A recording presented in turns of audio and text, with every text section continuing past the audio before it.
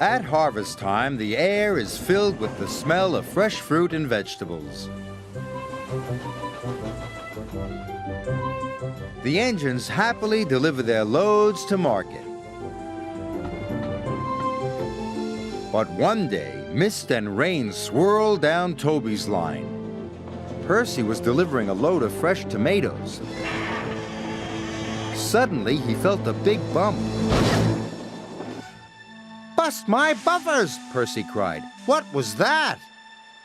The guard put out the warning flags, while Percy's driver inspected the tracks.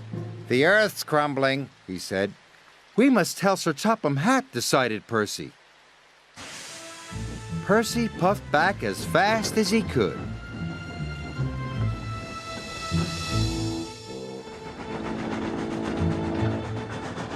"I've got important news!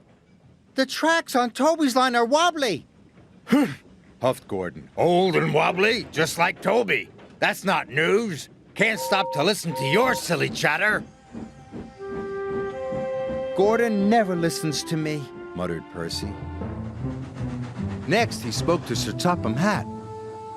"Sir! Sir!" "Not now, Percy. Thomas, you are to collect the prize bull. He's at the farm on Toby's line." "Yes, sir." "But those tracks are wobbly," cried Percy. "They are safe enough," said Sir Topham Hatt. "Bye, Percy." "Nobody ever listens to me." Thomas was carefully chuffing through the rain. Soon he had collected the farmer's bull and was on his way back.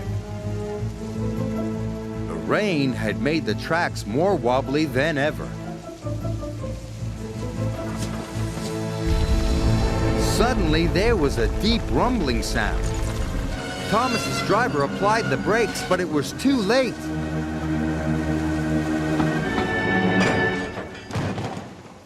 "Cinders and ashes!" cried Thomas. "We're stuck!" And they were.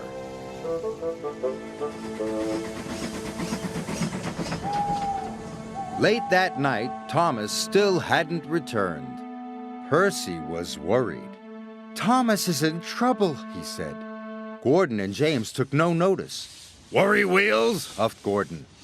"Fussy funnel," said James. "Please," Percy asked his driver, "can we find Thomas?" "Right away," said his driver.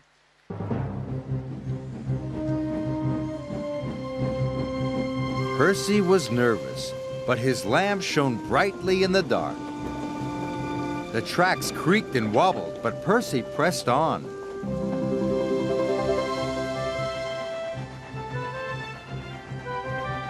"Percy!" cried Thomas. Thomas was very happy to see his friend. "I'll have you out of there in no time," said Percy.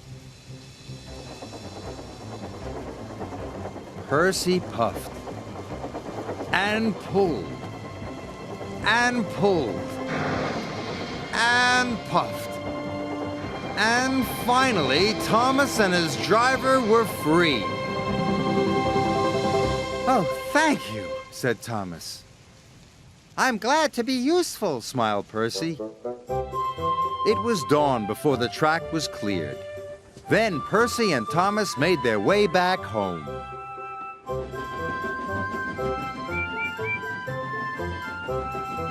"Thomas is here," whistled Percy. "Percy saved the day," said Thomas. Agreed the bull. "I'm sorry, Percy," said Sir Topham Hatt. "We must do a better job of listening to you in the future." Percy was pleased.